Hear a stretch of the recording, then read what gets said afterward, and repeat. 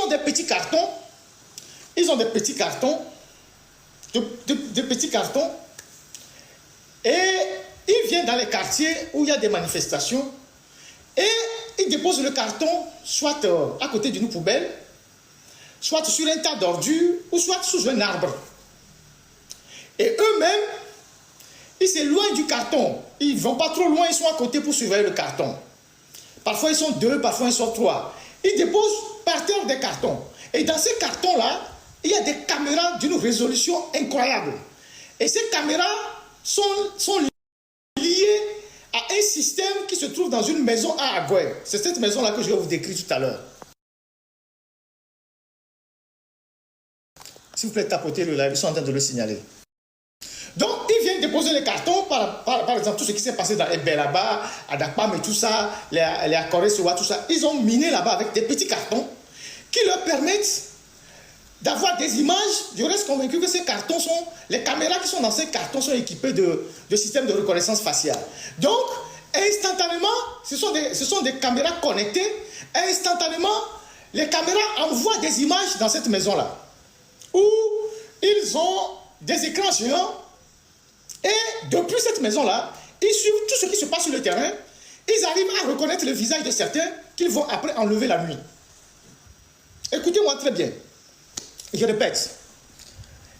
Ils ont des cartons, c'est des petits cartons, des choses assez discrètes, qu'ils amènent dans les zones où il y a des manifestations. Ils les déposent à des endroits banals.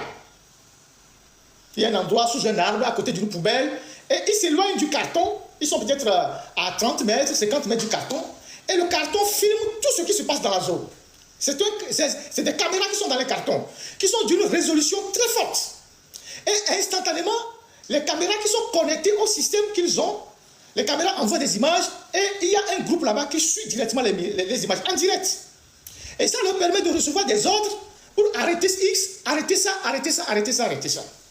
Donc, quand vous êtes dans les manifestations prochainement, surveillez, ayez le regard, regardez très bien ce qui se passe dans vos quartiers.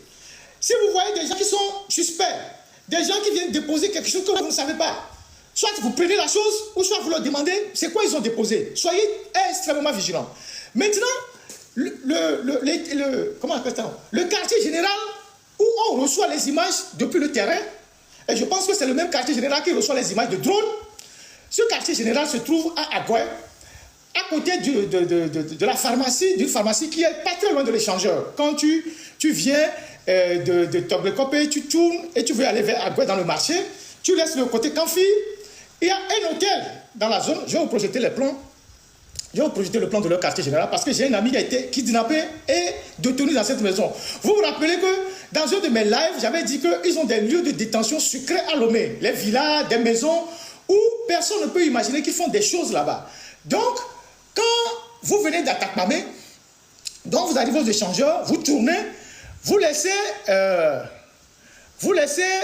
la voie qui va vers le pont, l'échangeur de Kégué, et vous allez vers l'agence de Togocel. Il y a une agence de Togocel dans la zone, et à côté de l'agence de Togocel, vous avez un hôtel qui s'appelle Hôtel Esaïe, quelque chose comme ça.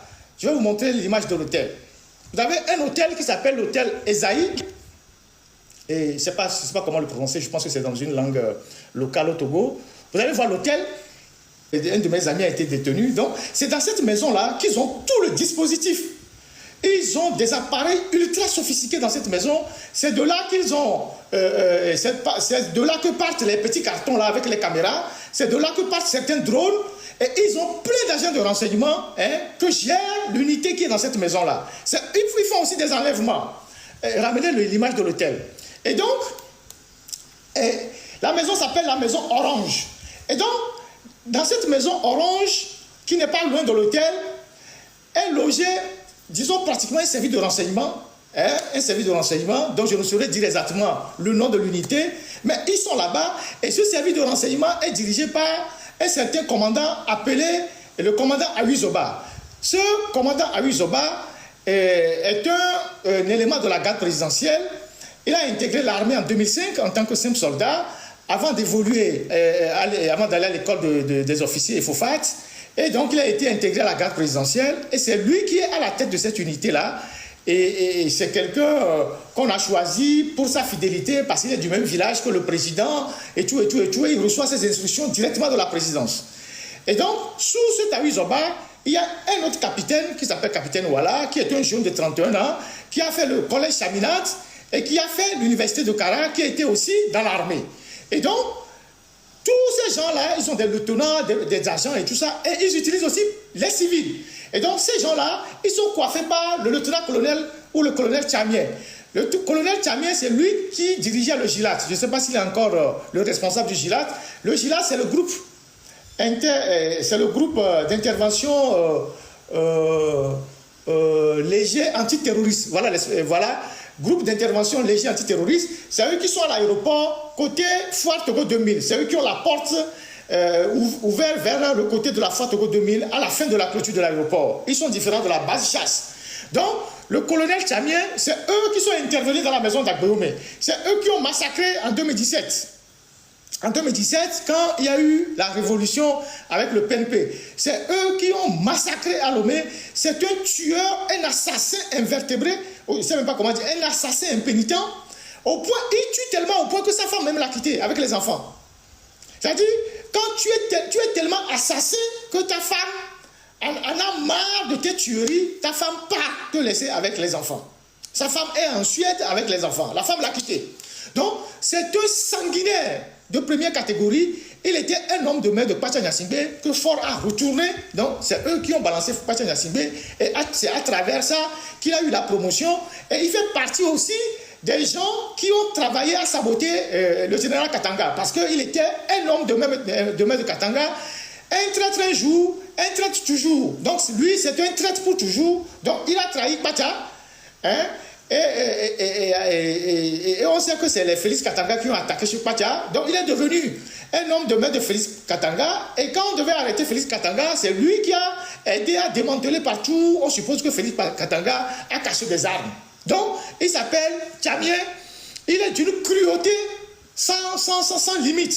Donc c'est lui qui supervise cette unité-là, qui est dans cette maison qu'on appelle Maison Blanche, et qui sont équipés suffisamment de matériel technologiques de dernière génération, qui vont dans les quartiers espionner les gens, surveiller les populations, faire de la reconnaissance.